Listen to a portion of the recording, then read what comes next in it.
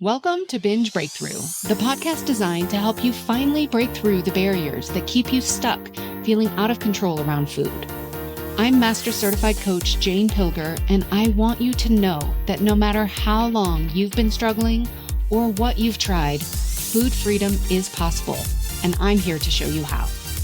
After years of therapy, eating disorders treatment, restrictive diets, and reading all the books, I was still stuck in the on-again, off-again cycle of restricting and binging until I was able to see it all from a new perspective that changed everything. Each week, I will share the strategies, tools, and mindset that allowed me to overcome my decades-long battle with binge eating. Your journey to body trust starts now. Let's dive in.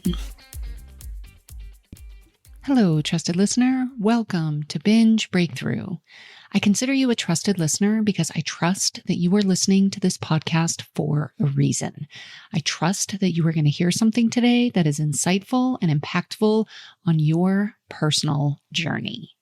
So today I am going to talk a little bit about what happened at the recent Santa Rosa Marathon. If you've been listening for a while or following along for a while, you know I've been on a journey with an ultimate goal to qualify for the Boston Marathon. And I was hoping that the Santa Rosa Marathon this year in August of 2024 would be the place and the race where I would finally qualify. I will give you a spoiler alert. I did not qualify for Boston. However, everything else that I wanted for this race, I absolutely achieved. So what I wanted to do today was just tell you a little bit about the race, about the goals, about how what happened for me during the race, how I processed it, and really the lessons, like the 5 key lessons that I am taking from this race. And I also will, in some areas, bring them back to the journey to becoming a more calm, connected, and confident eater. Some of you may be listening to this podcast specifically for the food and the eating aspect of it. Others of you might be listening just because you want to hear about what happened. You're curious. You want to know how the marathon was. So my goal is to give you a little bit of both in this episode so that you can find something in your own journey, whatever goals you are working on for yourself, that you can find something here that you can apply to yourself and to your life. So the Santa Rosa Marathon was beautiful. I highly recommend if anyone is considering doing any of their races. They have a 5K and a 10K on Saturday. And then on Sunday, there's a half marathon and a marathon. They also have what's called the Double Barrel Challenge, where I think I don't know if it's a special medal or something, but if you do one of the races on Saturday as well as one of the races on Sunday, the one event that I did over the weekend was the marathon on Sunday. Santa Rosa is kind of in the heart of wine country in California. So there are a lot of vineyards around. And this course actually started in downtown Santa Rosa. We ran kind of through the streets for the first mile or more. And then we got on a small kind of bike path that went alongside a creek.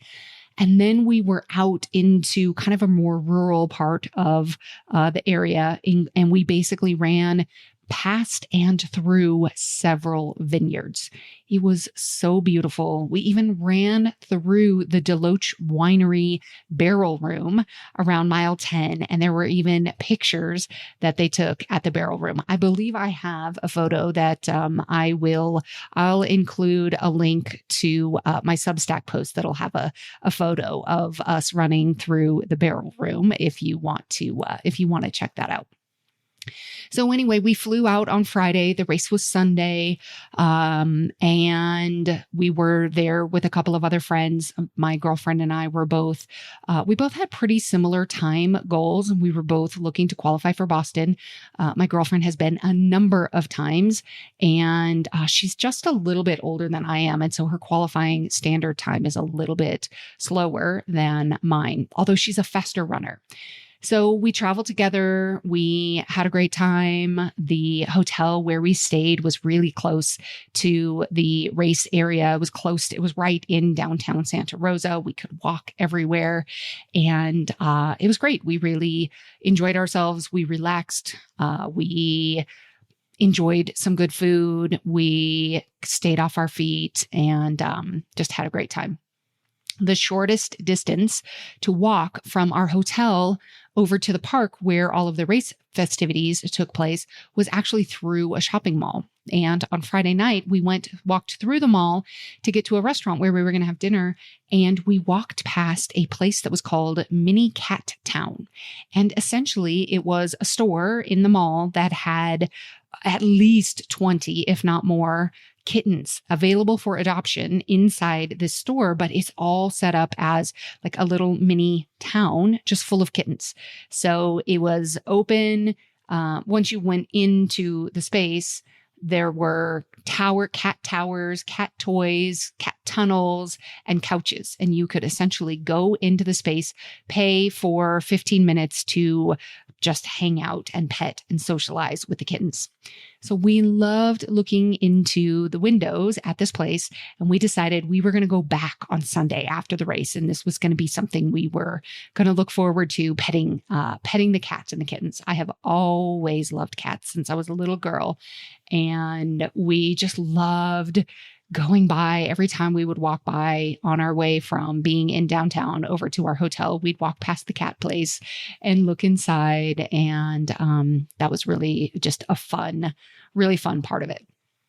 So race day shows up and weather was beautiful.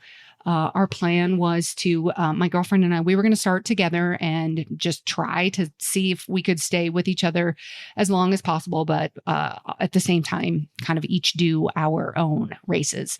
We had a pace band that would tell us based on this course and the terrain, what sort of pace we needed to run for the various miles. It would vary it based on the terrain, so that if you were going downhill, you could run a faster pace. If you were going uphill, a slower pace. It's what they called an even effort pace band, so that you could run an even effort over the entire 26 miles and still get to your ultimate goal time.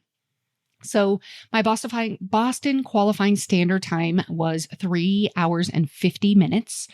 I thought that I would probably take at least a 3:45, probably 3:46 maybe, in order to actually get in. I'll put a link in the show notes for anyone who doesn't fully understand how the whole Boston qualifying for the Boston Marathon, how it works. I'll put a link to an article that I wrote about it. Not everybody who runs the standard time actually gets in. There are a few different factors based on overall capacity and the number of people that sign up. So my goal was really a 3:45, thinking it would take me a 3:45 probably to be able to register for the Boston Marathon. Although technically the Boston qualifying time is, for me, for my age group, is 3 hours and 50 minutes. So we started running. I was running right behind her, and we were pretty much right on pace, and probably somewhere between miles 5 and 6. I just felt like it was a little harder than I wanted it to be at mile 5 or 6. If you ask any experienced marathoner what one of the most important things about running a successful marathon, they will tell you don't go out too hard or too fast. And it should not feel hard, particularly in the first, even in the first 10 miles or so, should feel pretty doable. And it didn't feel hard, but I wasn't quite in the doable area. So I started slowing down a little bit. And one of my goals, so I had purchased for motivation, I had purchased some temporary tattoos. And so I had on my hands, I had tattooed "Be Brave" on one hand and "Courage" on the other hand. I also then on my arms, I had my watch on my left hand, and on that arm, on the inside of the arm, kind of just past my watch band, I had a temporary tattoo that said, "You've got this."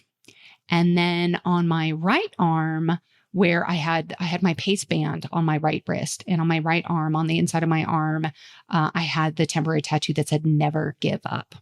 And so I was like, okay, these are my messages that I am giving to myself. And so I knew anytime I would look down at my watch, my pace band, I would have these reminders for myself to be brave, to have courage, to never give up, and that you've got this. So I started slowing down a little bit, and it felt like what my body was going to need. I also, going into this race, I had decided if I did not qualify for Boston, I knew that was my number one goal. But even if I didn't, I did not want to give up. And this is why I chose the Never Give Up tattoo. I wanted to see how close can I get? If I can't hit 350, how close can I get? I know in the past, and this is where the food thing really comes in. I know so many times in the past, I have given up. I have thought to myself, I can't do this. I can't handle this. Those words would show up in my brain so many times before I would binge. I can't handle this feeling. I can't handle it. I have to go do something. I have to take the edge off. I have to go eat. I have to disconnect from myself. And so I know that is a place that my brain likes to go. It likes to give up and think, I can't do this. I can't handle it. And so I really wanted to not operate under that kind of giving up mentality. And so I'm so proud to say that I did not. I knew that it was getting harder. I may not have been able to run the pace that where we started, but I was like, okay, we can slow down a little bit, but we're not giving up. And there were a few times that I would think, okay, I'm probably not going to qualify, but what else can I do? What is possible? I am not going to give up. And the way this shows up for me with running, as far as when I think I can't do it, I can't handle it, is I just walk, or I really, really slow down. So I wanted to make sure that that situation was going to be different. So I did slow down a little bit, but then I was able to keep it right around just probably under 9-minute pace, something like that. And I was able to keep it pretty steady. I had some times where I felt pretty bad. I had some times where I felt pretty good, but I was really just focusing on a number of different things. I was focusing on the terrain. It was beautiful. The vineyards, the people. When somebody would pass me, I would try to see, is there something I can borrow from them? So I might look at their cadence. I might look at their form. I might see, are there any little reminders here for me? Kind of like, it was almost like little mini bursts of inspiration. Is there something that I can see that they're doing that I might try on for myself? And I would try a few things on, and sometimes it would feel pretty good. Sometimes it would work. Sometimes, no, not so much. But you can also use this method with food, with your journey with food and the type of eater that you want to become. If you're out to eat with somebody, you're at a party with somebody, and you notice that they're doing something with food, or they're showing up in a way with food that's really different, or like something like you would love to do, you can see, is there something I could borrow from this person? Kind of like I did when somebody would pass me. A lot of times the answer was no. So, I wasn't trying to think, oh, they have all the answers. They're running better than I am. I need to do what they're doing. It wasn't that, but it was more of like, is there any just little bit of inspiration I can get from this person? Any clues, any hints for something that might work for me? So you can kind of check in with that for yourself. I also love to remind myself, when things get hard, when things don't feel good, it won't always feel this way. And that reminder helps me to be more open to it. One of the things that I do when I'm racing, particularly when I'm running, is I love to pray for other people. I now have it's almost a ritual of, I reach out on social media. I ask for prayer requests before my big races, and the number of prayer requests that I receive, whether it's through a direct message, through a text, through reaching out to me in some way, I always have a big list of people to pray for. And I look at this list the night before my race. I look at the list the morning of my race. And as I run, a lot of times what I'm doing is I'm running, but I'm praying while I'm running. And this helps me so much to keep my mind off of the physical pain and discomfort that I'm experiencing and be able to lift somebody else up. So that is so helpful for me to kind of go back and forth between, okay, I'm thinking about my body. I'm thinking about my race, my form, what I'm doing, people who are passing me. I'm thinking about all of this. Or then I would go back to, okay, now I'm thinking about my prayer request and this person. And when I'm experiencing something that feels really painful, I just think about some of these situations that I'm praying for that are so heavy. And I think, gosh, my pain will be over soon. This person's pain will not be over soon. It puts things into perspective and it helps take the focus off of my pain and put it on lifting somebody else up. So that can be really helpful too. Even when you're dealing with your own, if you're in the middle of an urge, if you're in the middle of a lot of pain of your own around food or around your body, reach out to somebody else. Let them know I'm thinking about you. Send words of encouragement. Let somebody know that you're thinking about them, what they mean to you. If you are a person that prays, send a prayer for them. Anything to take your mind off of your own challenges and discomforts.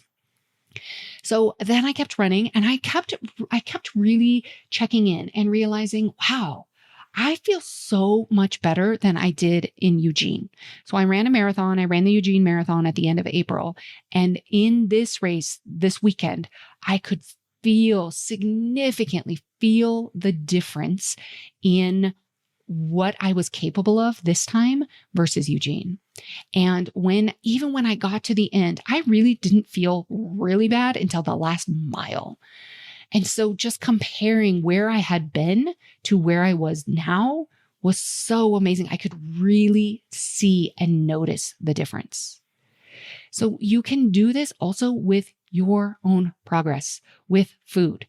You can look back and say, okay, what was this like for me a handful of months ago? What was this like for me before? If you have been taking consistent action towards becoming the person you want to be, the eater that you want to be, you will notice progress. This is where I am so glad that I had the goal to see just how close can I get to the 350.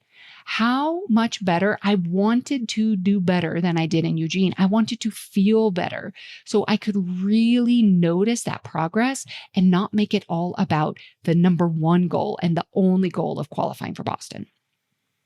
So at the end of the day, I finished the race. The last mile felt really challenging. I did slow down a little bit in that last mile. I had these visions of myself of running faster in the last mile. I had so many training runs where I was able to really pick it up and run faster in that last mile. And I really wanted that to be the case in this race. And that did not happen. But when I got to that finish line, I knew I had no regrets. And I got to the finish line and I just cried and I cried. And my husband was there and he put his hand on my back and he didn't know if these were tears of sadness or disappointment, or sometimes I do cry at a finish line because, it's just been a lot of output. And so he just stood there with his hand on my back and I told him, I said, I am so proud of myself. I said, these are tears of just leaving it all out there. But I am so proud of myself. So no, I did not qualify for Boston.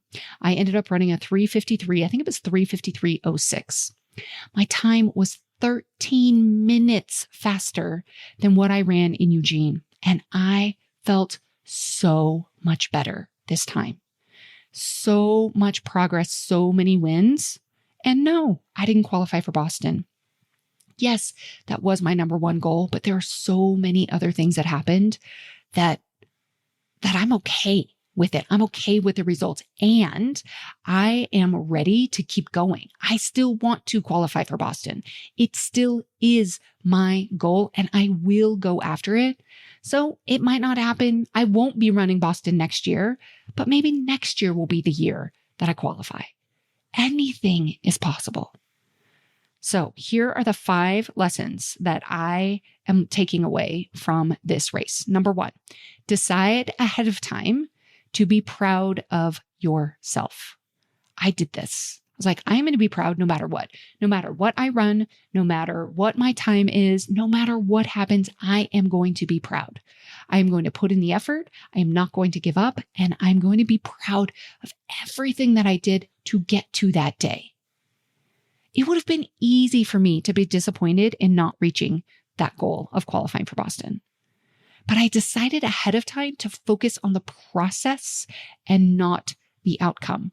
And because of that, I was so proud of everything that I had done.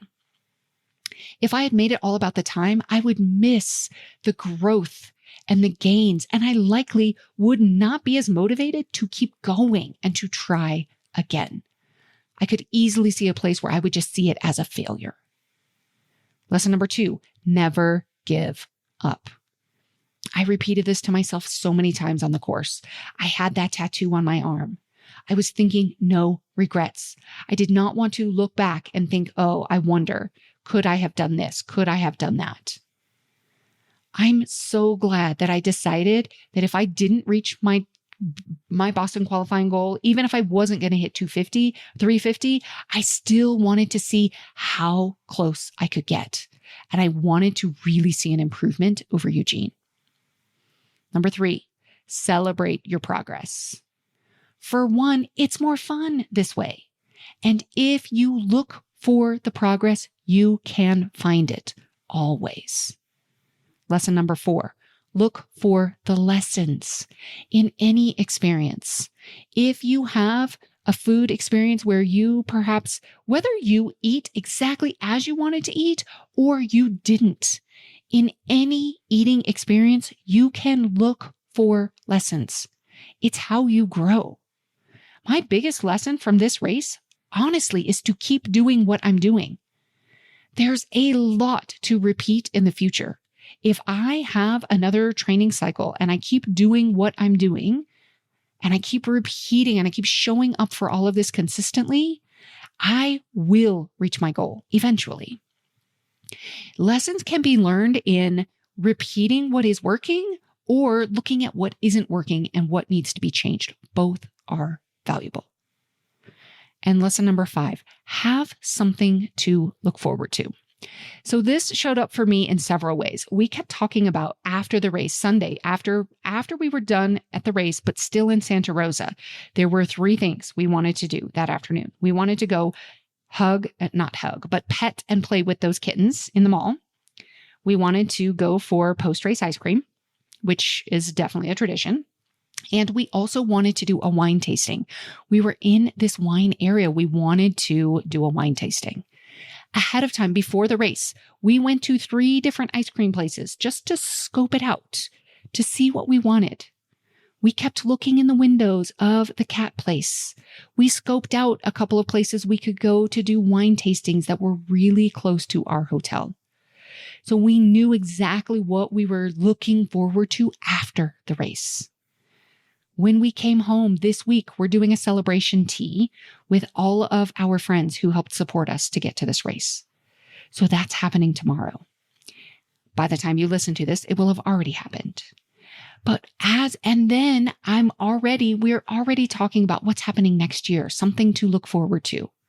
I'm going to go back to the Eugene Marathon next April and give it another shot. That's going to be my next attempt at qualifying for Boston. So looking forward to things, it helps you to have something to look forward to. It helps prevent some of the post-event letdown.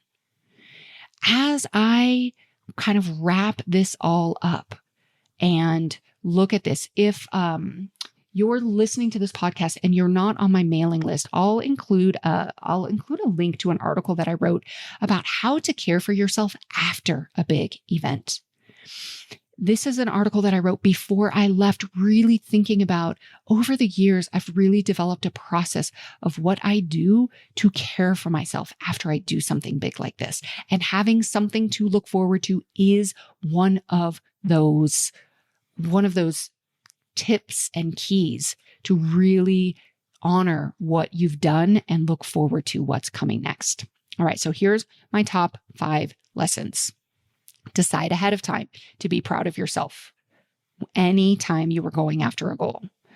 Number 2, never give up. Number 3, celebrate your progress. Number 4, look for the lessons. And number 5, have something to look forward to. So these are the 5 lessons that I am taking away from my most recent marathon. I am also taking impeccable care of myself this week, giving myself space to rest and to recover, which is very different and something I haven't done in the past. I'm also really noticing I'm having some big time hunger this week. As I'm recording this, it's only a couple of days after the race. It makes sense that I would have a lot of hunger. In the past, I think this would have scared me. I would have been trying to very much control my eating, not eat too much. And there have been so many times after an event where I have ended up binging. So having more connection with overall my needs, my need for rest, my need for more food, really connecting and having things to look forward to, as well as knowing I'm not done with this goal. So we'll be back in Eugene next April, and I will continue on until it's something I just don't want to do anymore. So that is my recap for you. Before we wrap up, I would like to invite you to an upcoming workshop. It's called Can You Really Grow Inside Your Comfort Zone? This workshop is going to be with me and my special guest, Adam Kowalek, who is the host of the Inside the Comfort Zone podcast. And during this workshop, we're going to be challenging the notion that growth only happens through discomfort. We're going to explore how embracing joy and ease can actually accelerate your personal development. So this is coming up on September 4th. And whether you're tired of pushing yourself to exhaustion or simply curious about a gentler path to success, this workshop is for you. I will have a link to register in the show notes so you can discover a new approach to achieving your goals. If you happen to be listening to this after September 4th, when the workshop is already over, the link in the show notes will take you to the replay so you can make sure that you don't miss a thing. I'll see you there.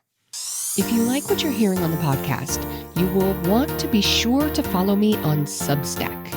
There, you'll find additional articles, discussion, and a library of all of the podcast episodes to help you on your journey with food.